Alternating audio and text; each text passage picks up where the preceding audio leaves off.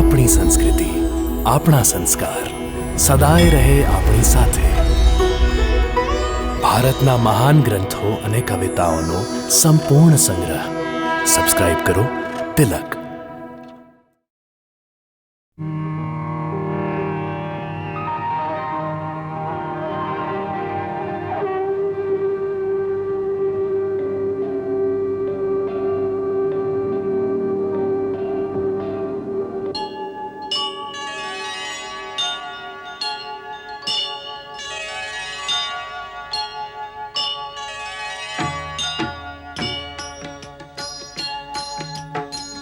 सीताराम चरित अति पावन, मधुर सरस अरु अति मन भावन.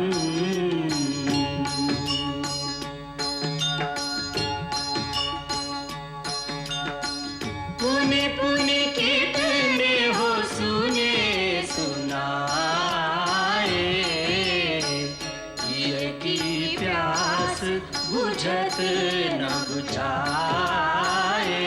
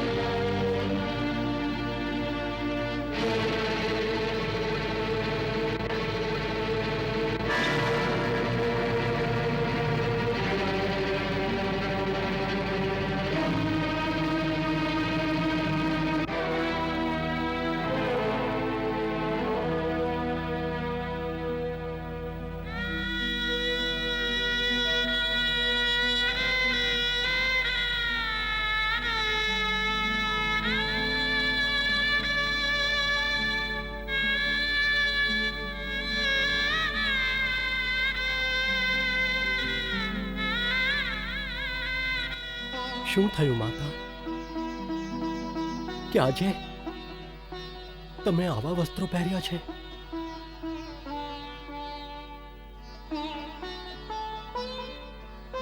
તમારા આભૂષણ ક્યાં ગયા?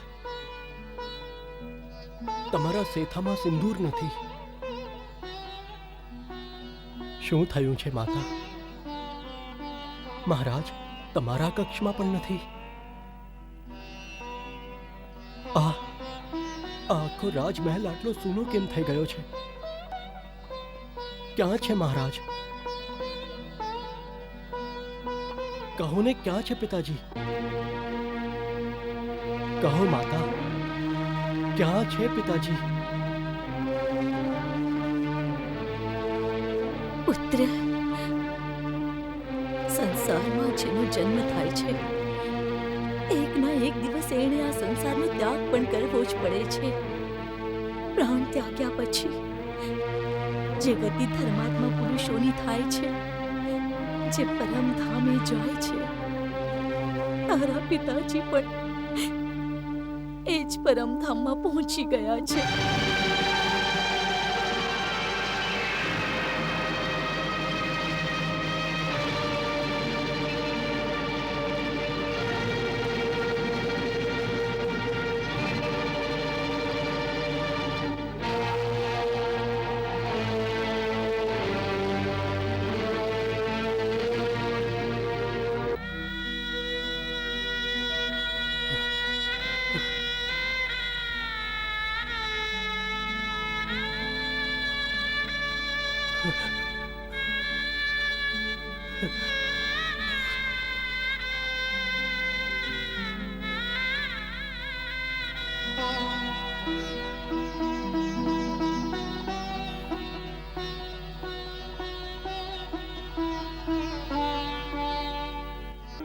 એટલે જ મારું હૃદય ભયથી ધ્રુજી રહ્યું હતું. એ બધા જ અપશકુન શબ્દે શબ્દ સાચા પડી ગયા. ન બનવાનું બની ગયું, ન બનવાનું બની ગયું માતા.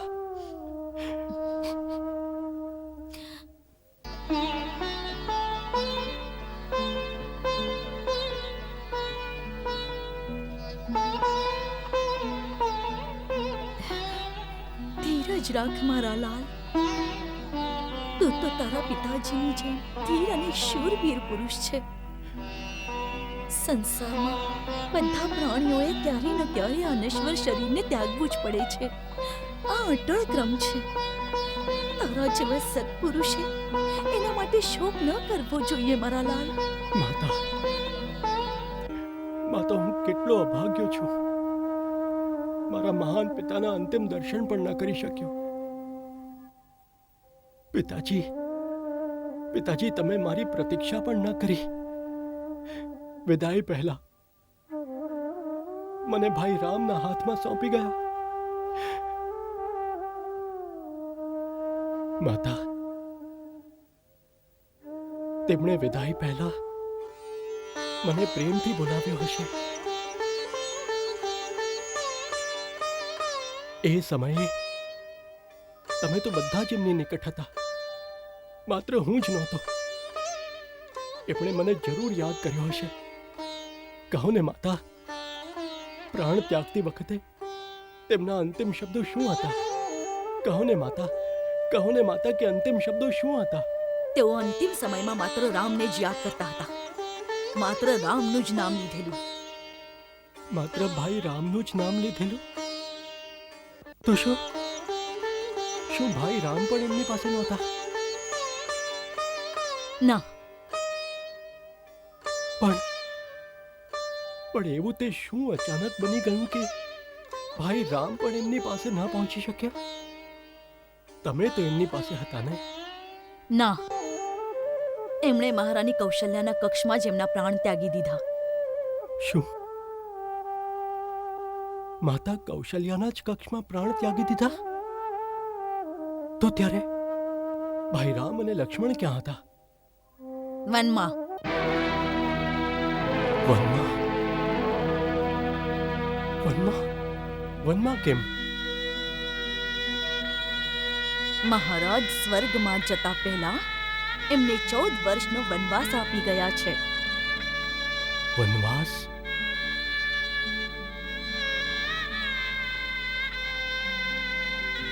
ભાઈ રામને વનવાસ? ના, આવું ક્યારે ન થઈ શકે.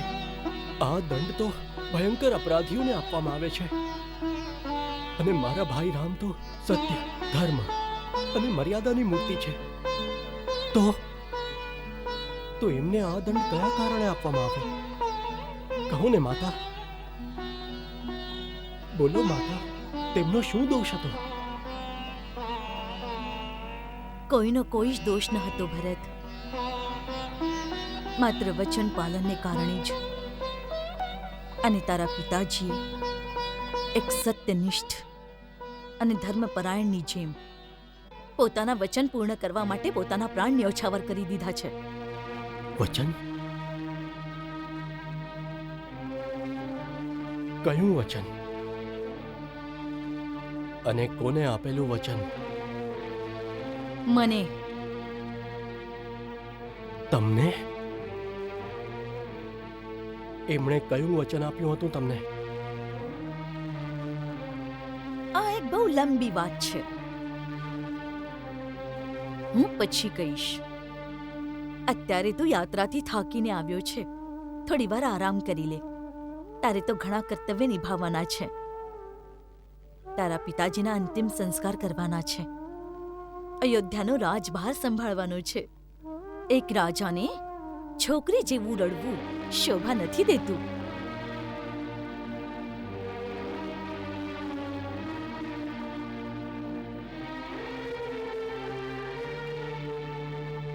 આ આંસુ વહાવવાનો સમય નથી.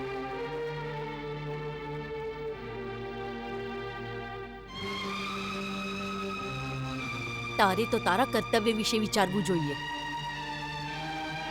હા, બિલકુલ સાચું કહો છો માતા. આ સમય અશ્રુ વહાવવાનો નથી. મને તો એવું લાગી રહ્યું છે કે રાજમહેલમાં કોઈ મોટું ષડયંત્ર રચવામાં આવ્યું છે.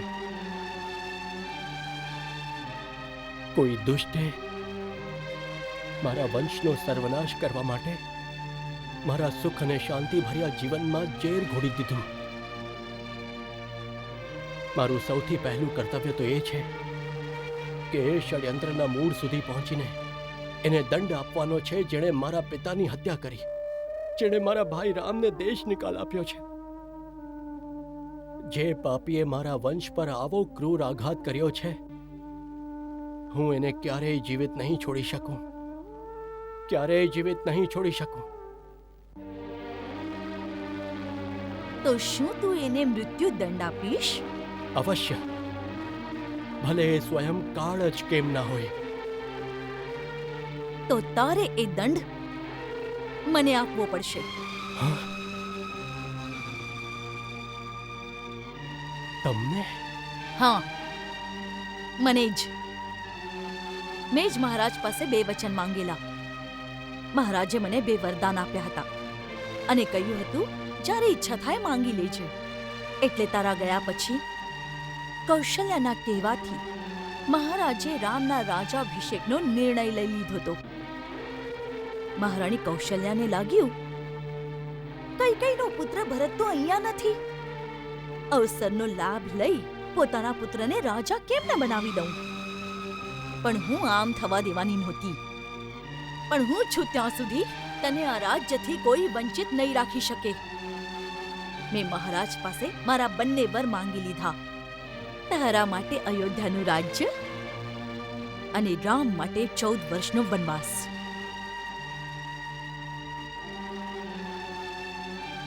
મેં તારો રસ્તો બિલકુલ સાફ કરી દીધો છે. બિચારી મંથરા આ કામમાં મને સંપૂર્ણ સહકાર આપ્યો. એણે જ મને આ માર્ગ સુઝાવ્યો, એણે જ મારી આંખો ખોલી અને એણે બધું સંભાળી લીધું. રામની સાથે સીતા અને લક્ષ્મણ કોઈ આપત્તિ વગર વનમાં જતા રહ્યા. બધા કામ બહુ સરળતાથી થઈ ગયા. પણ વિધાતાએ વચ્ચે થોડી ઉથલ-પાથલ કરી નાખી. મહારાજ રામના વિયોગને કારણે સ્વર્ગમાં જતા રહ્યા.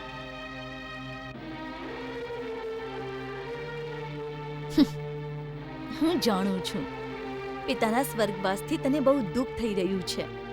એ દુઃખ અમને બધાને છે. મહારાજ તો હવે પાછા આવશે નહીં, પણ તારે એ વચનનું પાલન જરૂર કરવાનું છે. એમણે કહેલું એ મુજબ તું આ વિશાળ સામ્રાજ્યનો એક મહાન ચક્રવર્તી રાજા બનીશ. આ નિષ્કંટક રાજ્ય તારું જ છે. એટલે જ કહું છું, હવે તું ધીરજ રાખ અને તારું રાજ સિંહાસન સંભાળ. રાજન,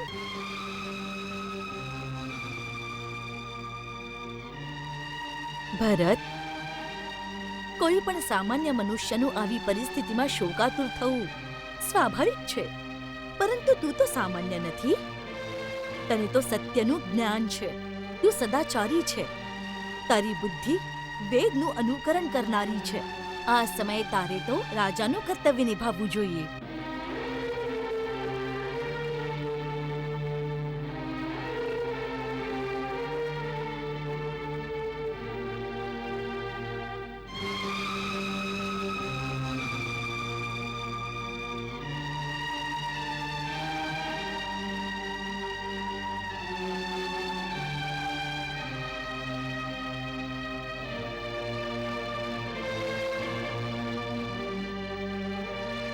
મારી સામે આ રીતે કેમ જોઈ રહ્યો છે? હું જે કાંઈ પણ કહી રહી છું તારી ભલાઈ માટે તો કહી રહી છું. તમે મારું ભલું નથી કર્યું. તમે મારો સર્વનાશ કર્યો છે. આવું દુષ્ટ કર્મ કરીને તમે મને રઘુકુળનો સૌથી કલંકિત પુરુષ બનાવ્યો. અરે પાપી, કુળનાશિની! આના કરતા સારું તો એ થયું હોત કે જે દિવસે મારો જન્મ થયો હતો ત્યારે મારું ગળું દાબીને મને મારી નાખ્યો હોત, જેથી આજે મને આ અપયશનું મૃત્યુ તો ન મળત. મારા ભાગ્યની વિડંબના તો જુઓ. મને રઘુકુળ જેવો ઉજ્જવળ વંશ મળ્યો. વીર પરાક્રમી, સત્યનિષ્ઠ અને પરમ ધર્માત્મા દશરથ જેવા પિતા મળ્યા. ત્રણેય લોકોમાં વંદનીય શ્રી રામ જેવા ભાઈ મળ્યા. અને તારા જેવી પાપી કુળ નાશિની અને નીચ સ્ત્રીના ગર્ભથી મેં જન્મ લીધો.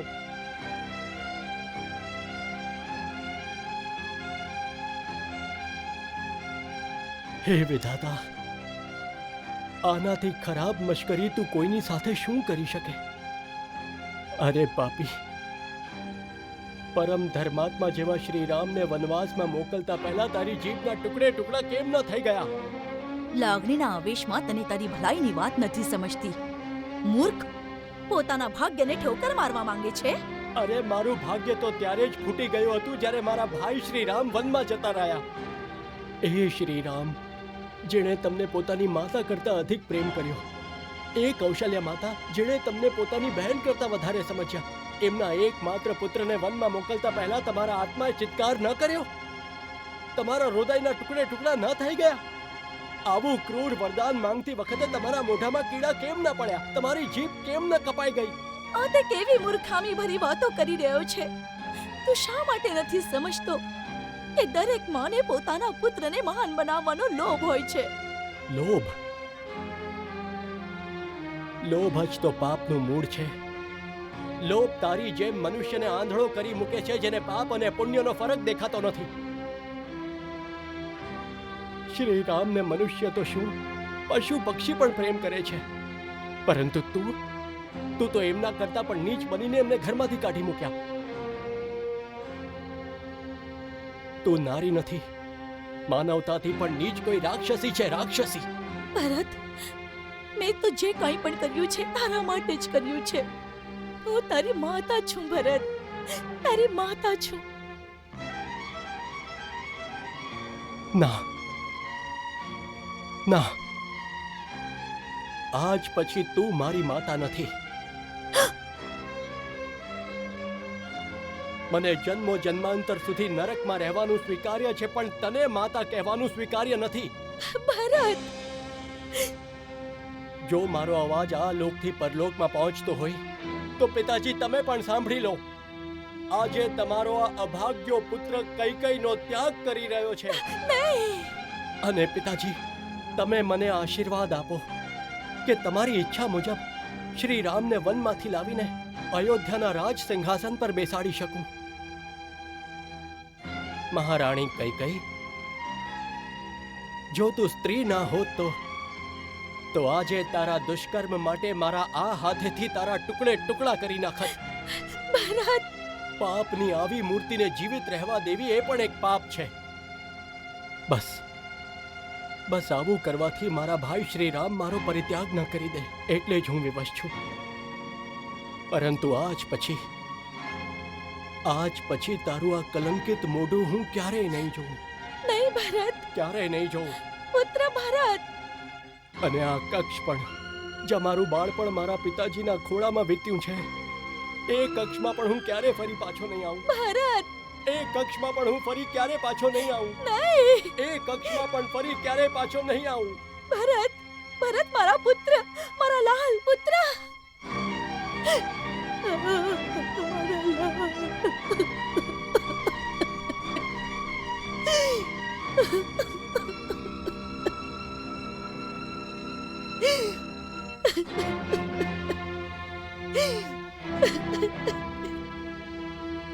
મને ક્ષમા કરી દે પુત્ર, મને ક્ષમા કરી દે ભરત. આર્ય સુમંત, કુમાર ભરત આવી ગયા છે, તેથી મહારાજના શરીરને તેલમાંથી બહાર કાઢીને અંતિમ યાત્રા માટે ઉચિત રૂપે સજાવી દેવામાં આવે. સારું થયું કે કુમાર સીધા માતાના કક્ષમાં ગયા છે, નહીં તો આ કરુણાભર્યું દ્રશ્ય એ સહન ના કરી શકત. તમે તૈયારી કરો, હું જઈને ભરતને સંભાળું છું. જેવી આજ્ઞા ગુરુદેવ. પાપી દુષ્ટ, હું તને જીવતી નહીં છોડું, તારા પ્રાણ લઈ લઈશું. ઊભી જા શત્રુઘ્ન. ક્ષત્રિય કોઈ સ્ત્રી પર હાથ ન ઉપાડે. મને છોડી દો ભાઈ, તમે નથી જાણતા આ અનર્થનું મૂળ આ જ છે. મને બધી વાતની ખબર પડી ગઈ છે. આ જ છે જેના કારણે આજે રઘુવંશની બધી સુખ શાંતિનો નાશ થઈ ગયો છે અને આના કારણે આપણા પિતાજી નથી રહ્યા. શ્રી રામ અને સીતા ભાભી વનમાં દુખી દુખી થઈને ભટકી રહ્યા છે. નહીં છોડું, આજે હું આને જીવતે નહીં છોડું. છોડી દે. તો જ મારા મનને શાંતિ મળશે. હું આને તડપાવીને મારીશ. તડપાવીને મારીશ આને. ઊભી જા શત્રુઘ્ન. જે તું આની સાથે કરવા માંગે છે એ હું મહારાણી કૈકેયી સાથે કરવા માંગુ છું, પણ શું કરું? વિવશ છું. જો શત્રુઘ્ન, આમ કરશું તો મોટા ભાઈ રામ આપણો પરિત્યાગ કરી દેશે. કંઈ પણ થઈ જાય તો પણ એ આપણને ધર્મની મર્યાદાનું ઉલ્લંઘન ક્યારેય ન કરવા દે. તો શું આને આમ જ છોડી દઈએ? શત્રુઘ્ન, શ્રી રામ જ હવે આપણા રાજા છે. એ જ આ રાક્ષસીને દંડ આપશે. જા હવે, જતી રહે અહીંયાથી. જઈ રહી છું.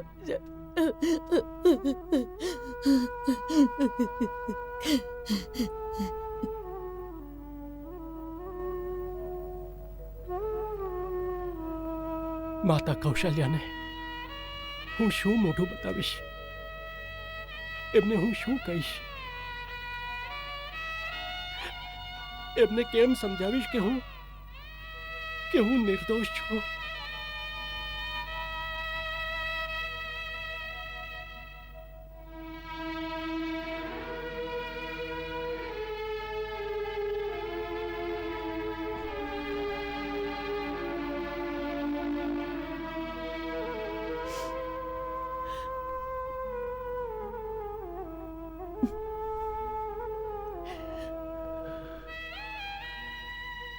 માતા,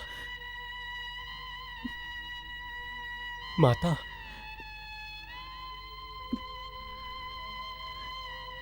માતા, હું છું ભરત.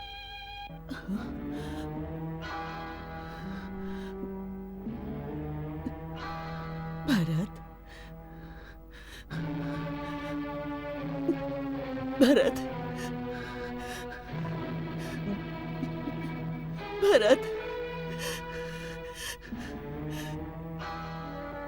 તું આવી ગયો. ભરત, હું તારી જ પ્રતીક્ષા કરી રહી હતી. ફરી મારી વાત કોઈ નથી માની રહ્યું. મને મારા રામ પાસે કોઈ નથી લઈ જતું. હવે તું રાજા બની ગયો છે ને.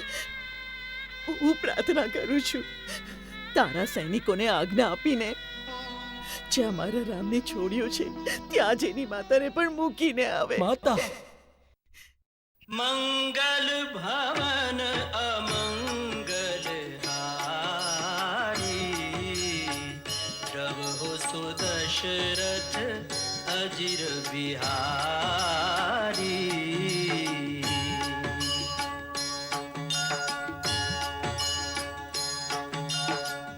सीताराम चरित अति पावन, मधुर सरस अरु अति मन भावन.